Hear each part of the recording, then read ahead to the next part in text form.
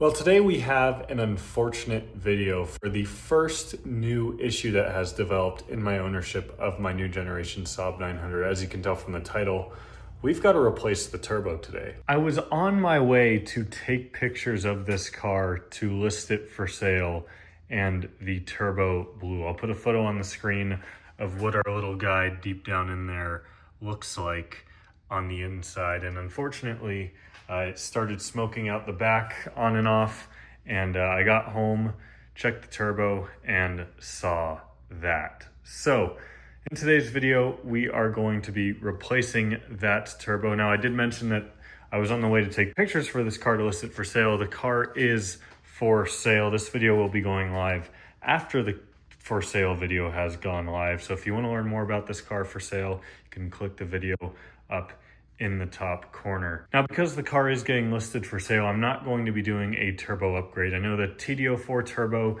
is a very common upgrade on these B204 engines. So we're going to be simply replacing the factory Garrett T25 turbo down there like for like. So I've sourced a used one that is not here yet at the time of filming this, but we need to start a while with getting this thing taken apart. So we're going to be following WIS.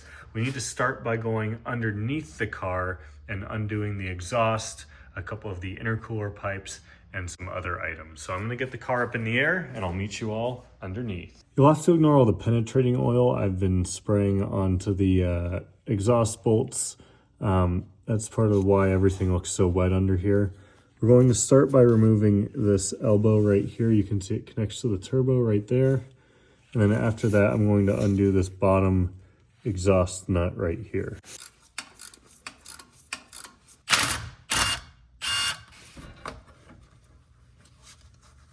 Thankfully, this first exhaust nut is coming off very easily. We did remove the exhaust when dropping the oil pan about 10 months ago, so wasn't worried about these too much. I'm more concerned about the manifold bolts, which we will tackle later. So the other two exhaust nuts are on the top. I'm going to disconnect those real quick, and then we'll unhook the exhaust from the turbo. All right, there we go. I'm just gonna leave that hanging right there. Next, there is this little bracket that goes right up there to the turbo. I think I only need to remove this side. We might have to remove the entire thing, but I'm gonna start with just this side. Next, we can begin with removing some of our lines here. So I'm not draining the coolant ahead of time because, to be frank, I don't really want to. Right above the oil filter here, you'll see one of the lines. I tried to get this line on the turbo side. It's just too tight in there, and the banjo bolt itself is too tight for me to get enough leverage to break it loose. So I'm going to undo this side of it right here on the oil filter housing. In addition to that, there's also this oil line right here that plugs into the pan that we're going to remove as well.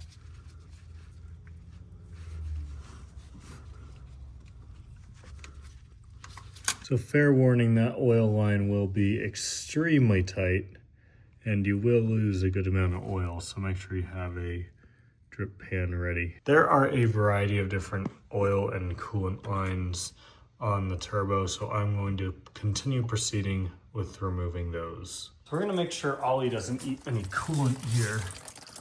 But one thing is, WIS tells you to drain the coolant ahead of time. I think that's a little overrated. So I've just got the first line up there cracked loose, and I'm gonna let it drain this way. So that line right there, I just cannot get a good grip on the wrench. It keeps trying to strip the banjo bolt. So instead I'm going to undo this side over here, which is much more accessible. With those disconnected, my next step is going to be removing this air intake hose, which connects down into the metal tube that connects into the turbo. So I'm going to take this off over there by the bypass valve and up here by the air box, and then down there, and we'll take that out as one big piece.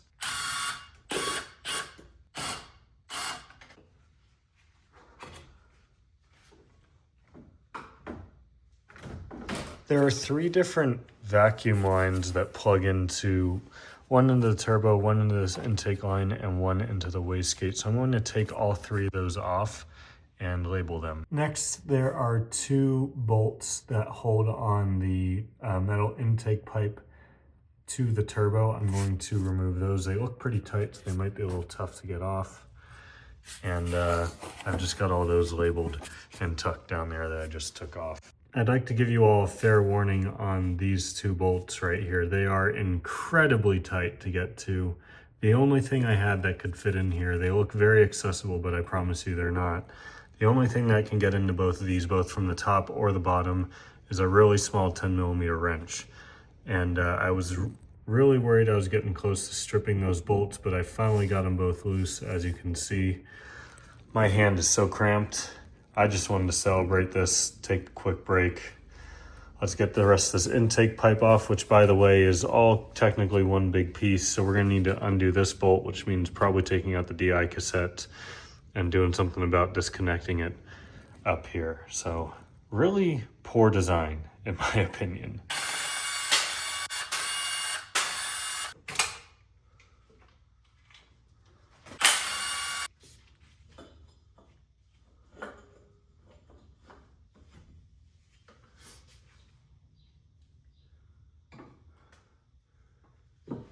Those vacuum lines over there are giving me a hard time, so instead of fighting with them, we're just gonna leave that right there. You guys will really wanna see the carnage down there when we get this out, but I'm feeling there's a lot of shaft play on that.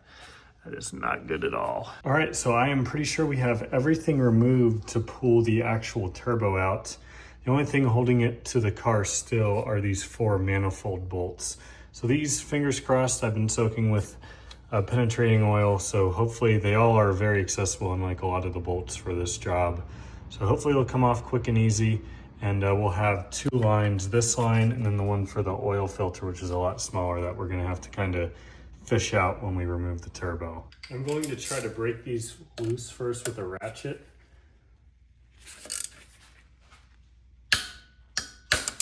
Oh, that either snapped or it came loose. Same deal, either snapped or came loose. Feeling these other two are gonna do the same thing.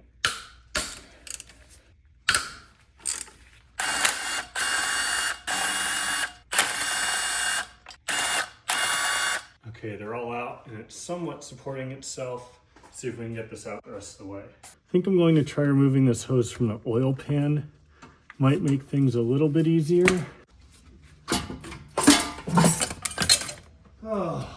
Turbo is out. A couple of steps I did in addition to everything else is I went ahead and unscrewed the wastegate and then unhooked it from the, whatever this is on the exhaust until I'm tired. I've been working at this for way longer than I like to admit, an embarrassingly long time. Undid that, and of course undid the 2 little 10mm on the back side that hold the wastegate to the front side. I also undid this side of this coolant line, which goes into the side of the head over here. If you do that last, you're not going to lose any coolant out of there. I tried to undo this other coolant line from the head over here, and I just could not get it loose. You're going to get stuck in about 8 or 9 places when you do this.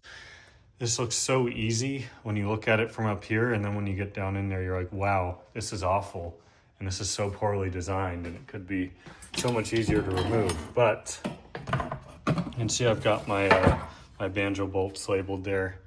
That is why we are doing this. So you can see there's a lot of shaft play in there just after 211,000 miles. That should not be doing that. A few days have passed. We've got our new used turbo here. We've got a bunch of new hardware. Shout out to the Hutchings at AutoWorks and Performance in Delaware. If you guys need Saab work, check them out. Evan had a spare turbo. He pulled me off one of his parts cars. So we are going to get this thrown in the car. We need to swap over a couple of lines because these ones are a little bit more crusty, being East Coast. We also have some fresh banjo bolts, some fresh hardware we're gonna put on, and got to swap the wastegate over as well. And then as far as the wastegate goes, I think I will wait to install this on the new turbo until we have it in the car, because it's one less thing to have to worry about. In addition to that, we have all new hardware from East Saab Parts as well for new washers for all of the lines. We'll also get those installed. New turbo is good to go in. I cleaned it up a little bit, but we've got the bracket on here, which Some of these things like the bracket and this line, which I added some new crush washers on, I could put in once it's in the car, but just from my experience of having to take it off or try to take it off when it's in the car, I figured it's a lot easier to just deal with the minor inconvenience right now. So we are all ready to put this thing in the car. So we're gonna start putting it up from underneath like we did to take it out. And we'll start by putting the 4 manifold nuts on. So I'm gonna start by just trying to get all the little things like this one turbo line hopefully up out of the way. Around the O2 sensor here, oil filter.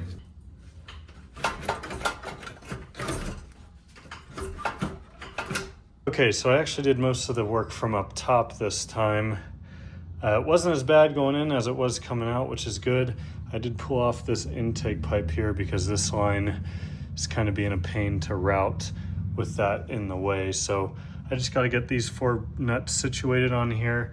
And before I do that, actually, now that I have that just holding the weight, I'm going to put this rubber oil return line on, the one that's sitting right back there that goes in the oil pan, because that's going to be impossible to get on once it's fully bolted in. Look at that, all good to go. Looks awesome. Next I'm going to connect the lines back up, and keep in mind when you're doing this, you want to look on each Saab parts for the washer diagram, because there are technically 3 different kinds of washers that go on these 6 different banjo bolts. So you want to pay special attention to which washers go where. A lot of this stuff is hard to film due to the location in the car, but next I'm going to swap this wastegate onto the new turbo. So again, I'm just going to count how many threads there are right here and make sure that I spin it to the exact same spot when I put it on the new turbo. Wastegate is in, all good to go.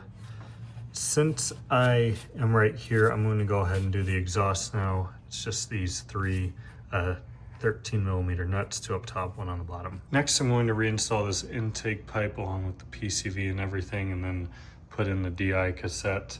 One thing to note, make sure you have this gasket / O-ring that came out.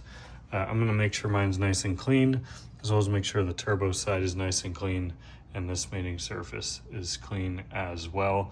It's just held in by the 2 10mm right there. If you're having trouble getting that seat on there, you can use just a little bit of gasket maker just to help get that little O-ring to stick on the turbo, because it naturally just kind of wants to fall out. New day, we've got Lucas with Saving Saabs out here helping me get this thing back together, because doing some of these lines has been a struggle, but we have everything all back together. It's a greasy and oily and coolanty mess down here, but everything is back together, and we are ready to start this thing up and put the coolant back in and fill it with oil, and hopefully it doesn't leak.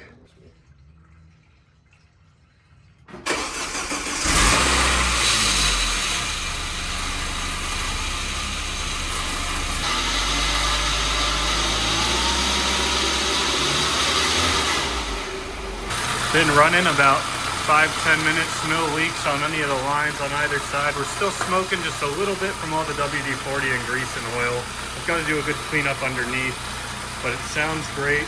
We're just letting it get up to temp.